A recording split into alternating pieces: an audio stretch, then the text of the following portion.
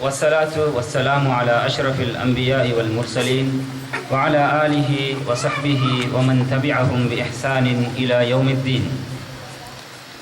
السلام عليكم ورحمة الله وبركاته. இந்த மதீனா மண்ணிலே தமிழ் பேசும் இலங்கை இந்தியா சகோதரர்களுக்கான 5வது வருடாந்த இந்த ஒன்று கூடலில் கலந்து கொள்வதற்காக சமூகம் அளித்திருக்கும் அன்புக்குரிய சகோதரர்களே, சகோதரிகளே, தாய்மார்களே, சிறார்களே, அதே போன்று மதீனா இஸ்லாமிய பல்கலைக்கழகத்தின் மாணவர்களே, உங்கள் அனைவரையும் இந்த வருடாந்த நிகழ்வுக்காக வருக வருக என்று வரவேற்கிறோம். அஹ்லன் வசஹ்லன் வ மர்ஹபன் பிக்கும். இன்றைய இந்த நிகழ்விலே கலந்து பயன்பெற வேண்டும் என்ற ஒரே நோக்கத்தோடு இங்கே வருகை தந்திருக்கின்ற உங்களை மீண்டும் ஒருமுறை வரவேற்பதோடு இந்த நிகழ்வு முடிகின்ற வரைக்கும் உங்களின் ஒத்துழைப்புகளை வழங்கி உதவி புரியுமாறு மிக பணிவோடு கேட்டு என்னுடைய இந்த வரவேற்புரையை முடித்துக் கொள்கிறேன். எங்களின் நிகழ்வுடைய அடுத்த அம்சம் தலைமை உரை வழங்குவதற்காக மௌலவி ஷேக் ரிதுவான் மதனி அவர்களை அன்போடு அழைக்கிறோம்.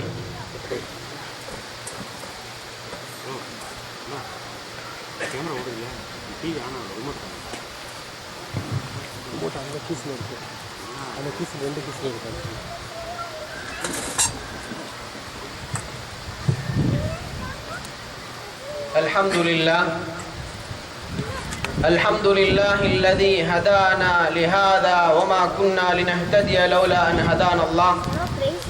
أشهد أن لا إله إلا الله وأشهد أن محمدا عبده ورسوله. اللهم صل على محمد وعلى آل محمد كما صليت على إبراهيم وعلى آل إبراهيم إنك حميد مجيد. كما باركت على إبراهيم وعلى آل إبراهيم إنك حميد مجيد. بلغ الرسالة وأدى الأمانة ونصح الأمة وكشف الغمة وجاهد في الله حق جهاده حتى أتاه اليقين. أما بعد فإن خير الحديث كتاب الله وخير الهدى هدى محمد وشر الأمور محدثاتها وكل ضلالة في النار. கண்ணியத்துக்கும் மதிப்புக்கும் உரிய இந்த அவையின் ஒருங்கிணைப்பாளர் அவர்களே, அத்தோடு இந்த அவையின் உப தலைவர் அவர்களே மற்றும் இறைவனின் தூதை சுமந்திருக்கின்ற மதிப்புமிகு உலமாக்களே,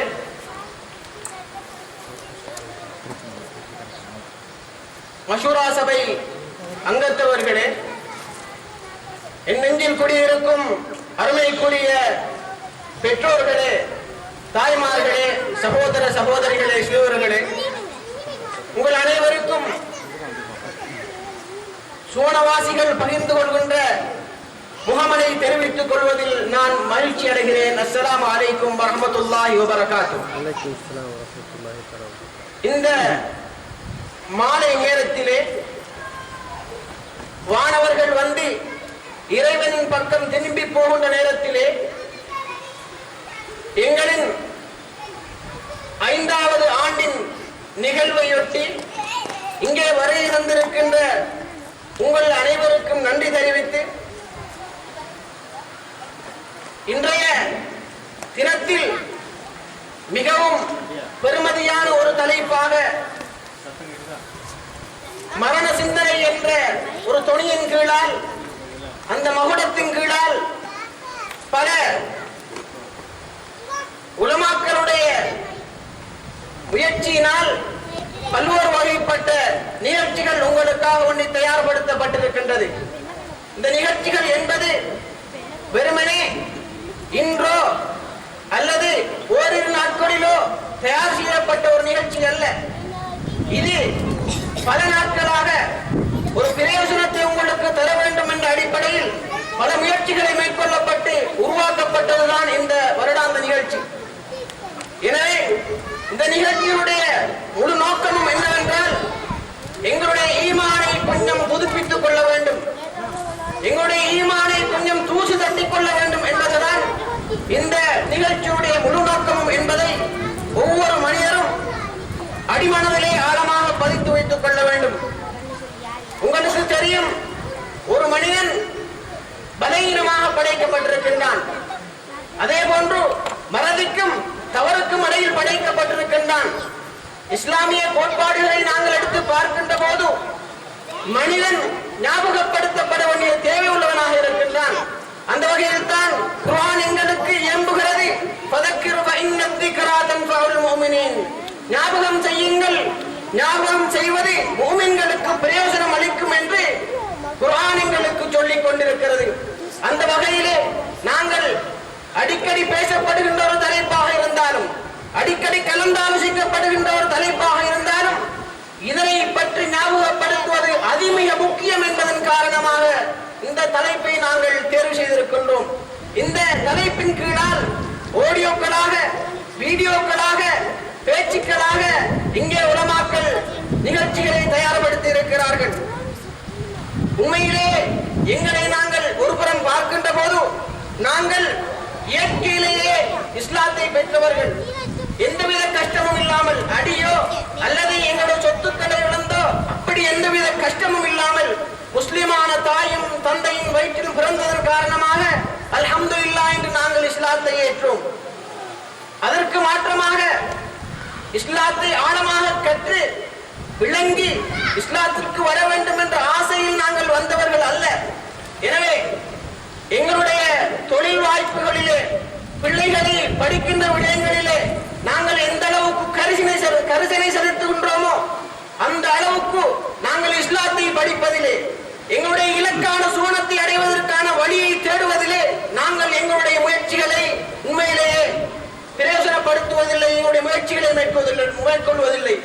மிக முக்கியமான ஒரு விடயம் என்னவென்றால், உலகத்திலே எங்களுடைய முழு இலக்கம் சுவனத்தை அடைவதுதான் ஒவ்வொரு முஃமினும் ஒவ்வொரு முஸ்லிமுடைய இலக்கு என்றால், அந்த இலக்கை அடைவதற்காக வேண்டி நாங்கள் என்ன செய்ய வேண்டும் என்பதை ஒவ்வொரு மனிதனும் யோசிக்க வேண்டும், சிந்திக்க வேண்டும். அப்படி சிந்திக்கின்ற போது அல்லாஹ்வுடைய பயத்தையும் அதனை பெறுவதற்கான வழிவகைகளையும் அவன் அமைத்துக் கொள்வதற்கு முயற்சி செய்து கொண்டிருப்பான்.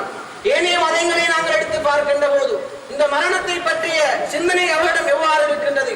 ஒரு சில மதங்கள் மரணித்து விட்டால் அதற்கு பின்னால் அவர்களுக்கு வாழ்க்கையே இல்லை என்று நினைக்கிறார்கள். ஒரு சிலர் மரணித்து விட்டால் மீட்பிறப்பு இருக்கிறது என்று நினைக்கிறார்கள். இஸ்லாத்தை பொறுத்தவரையில் மாத்திரம்தான், இஸ்லாத்தை பொறுத்தவரை உலக வாழ்க்கை ஒரு சொற்பமானது, நிரந்தர வாழ்க்கை மரணத்தின் பின்னால் தான் இருக்கிறது என்று அடித்து கூறுகின்ற மார்க்கம் தான் இஸ்லாமிய மார்க்கம். எனவே இந்த மரண சிந்தனையை பற்றி ஒவ்வொருவரும் ஆழமாக பதிந்து கொள்ள வேண்டும். ஒருவருடைய உள்ளத்திலே, அடிமனதிலே ஆழமாக இந்த மரண சிந்தனை பதிந்திருக்கும் என்றால் பாவங்கள் செய்ய முனைய மாட்டான், தவறுகள் செய்ய முனைய மாட்டான். ரசூலுல்லாஹி ஸல்லல்லாஹு அலைஹி வஸல்லம் அவர்கள் ஒரு ஹதீஸிலே சொல்லுகின்ற போது சொன்னார்கள், ஒரு முஃமின் ஜினா செய்ய மாட்டான் அவன் முஃமினாக இருக்கின்ற போது, ஒரு முஃமின் களவெடுக்க மாட்டான் அவன் முஃமினாக இருக்கின்ற போது. அப்படி என்றால் என்ன? இந்த மரண சிந்தனை, அல்லாஹ்வை பற்றிய பயம், அல்லாஹ்வை பற்றிய அச்சம் அவருடைய உள்ளத்திலே இல்லாமல் போகின்றது. அந்த நேரத்தில் தான் இப்படிப்பட்ட பாவங்களை செய்கின்றான் என்று ரசூலுல்லாஹி ஸல்லல்லாஹு அலைஹி வஸல்லம் அவர்கள் எங்களுக்கு ஒரு ஹதீஸின் மூலமாக விளங்கப்படுத்தி காட்டுகின்றார்கள். எனவே சகோதரர்களே, எங்களுடைய உள்ளத்திலே மௌத்தை ஒவ்வொரு நிமிடமும் நாங்கள் சிந்திக்க வேண்டும்.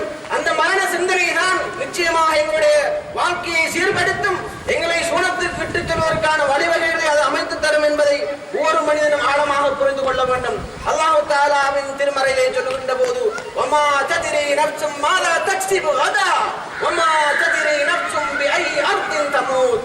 எந்த ஒரு ஆத்மாவும் அது அறியாது எந்த இடத்திலே மரணிக்க இருக்கிறது என்பது அதற்கு தெரியாது. அதே போன்று நாளை எதை சம்பாதிப்போம் என்று எங்களுக்கு தெரியாது. எனவே சகோதரர்களே, நாங்கள் வாழுகின்ற இந்த காலம், இந்த நிமிடம் மட்டும்தான் எங்களுக்கு சொந்தமானது. எனவே இந்த நிமிடத்தில் வறுமைக்காக, சூனத்தை அடைவதற்காக என்னால் ஏதும்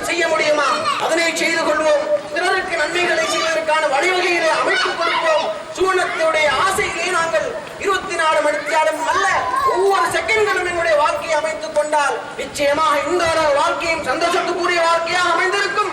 நாளைய மறுமையிலும் அல்லாஹ்விடத்திலே திருப்பொருத்தத்தை பெற்று சுனத்தை அடைந்து கொள்ள முடியும். அந்த வகையிலே இப்னு உமர் ரலியல்லாஹு அன்ஹு அவர்கள் சொன்னார்கள், நீங்கள் மாலையானால்